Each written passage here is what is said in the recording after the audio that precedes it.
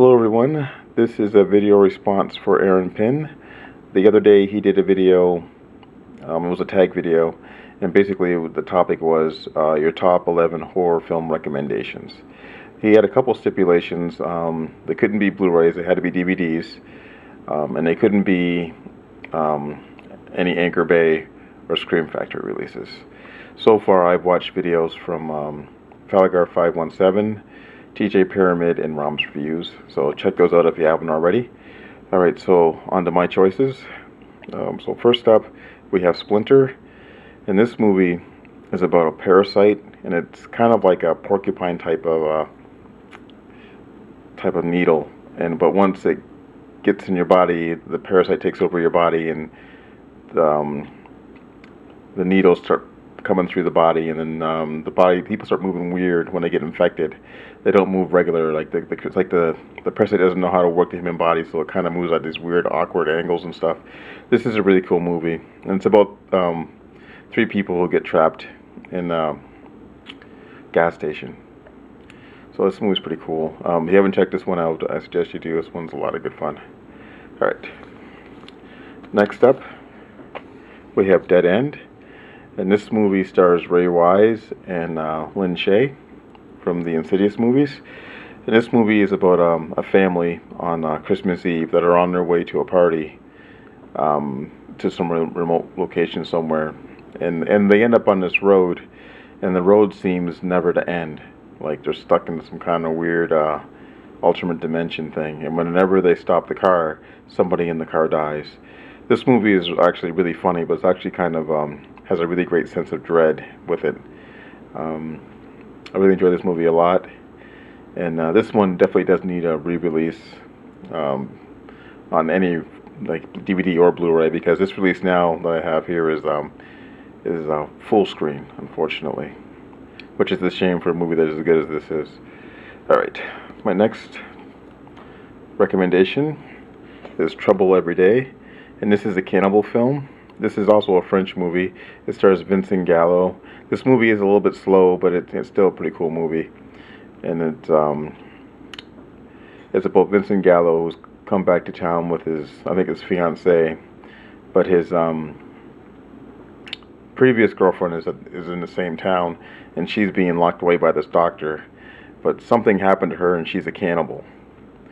And she eats people and stuff like that, and they don't really explain what happened to make her that way, but this is still a pretty cool movie. This one needs a better release as well. This is an Asian release, which is kind of odd since it's a French movie. Alright, next up, we have Dead Creatures. Now this movie is about a group of young girls who have become infected by a zombie virus, and they're all living together. This movie's kind of weird because even though they're zombies, they're still sentient. They still are who they are, basically. They can still talk and communicate and, live their lives. They just need to eat people. But slowly they're rotting away, and eventually they'll just rot away to nothing. This movie is kind of like a semi-sequel to iZombie, if you've seen that movie. This has been a long time since I've seen this movie. Alright. Next up, we have Evil Breed. This is a Canadian horror movie from I want to say like 2002 or so. This one stars Jenna Jameson. Actually, she's only in like one scene or whatever. And it's about this cannibal guy that's living out in the middle of nowhere. This film actually kind of feels a little bit like a Hills That Have Eyes type of thing. But this one's good, gory fun. It's been a while since I watched this one. But I enjoyed this one a lot. It's kind of like a gore in it. Next, we have Isolation. And this is a really cool movie. This one kind of feels like a David Cronenberg type of movie. And basically it's about this farm where they've been experimenting on the cows, trying to make them grow faster. And they end up creating this parasite. Like this cow's born, and the cow's all deformed.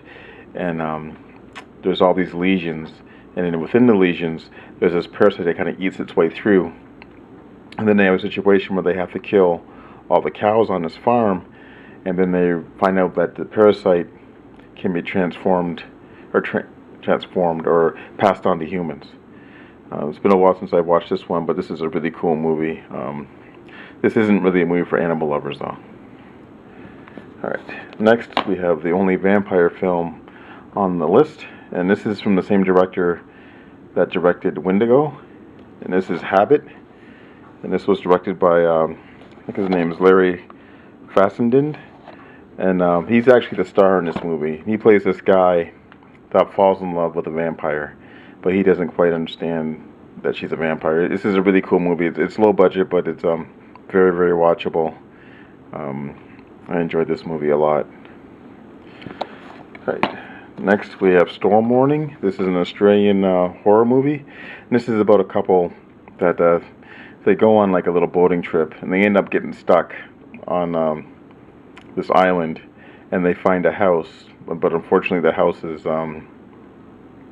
owned by these drug growers. They grow marijuana and stuff like that, and they're also sociopaths. So it's about this couple trying to survive against this father and his two sons. This is a really cool movie. I was really surprised by this one. I just wish that the artwork was better, because the artwork looked kind of generic, and it really has nothing to do with the movie. Alright. Next we have Blood Trails, and this is a really cool movie as well. This movie is about a bike messenger who gets harassed by a police officer, and she goes biking with her boyfriend in the wilderness, and she gets followed by the police officer, and then she's being stalked and stuff.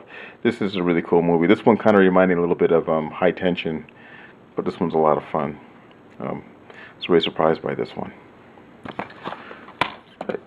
Next up, we have Wakewood, and this is a really cool evil child type movie.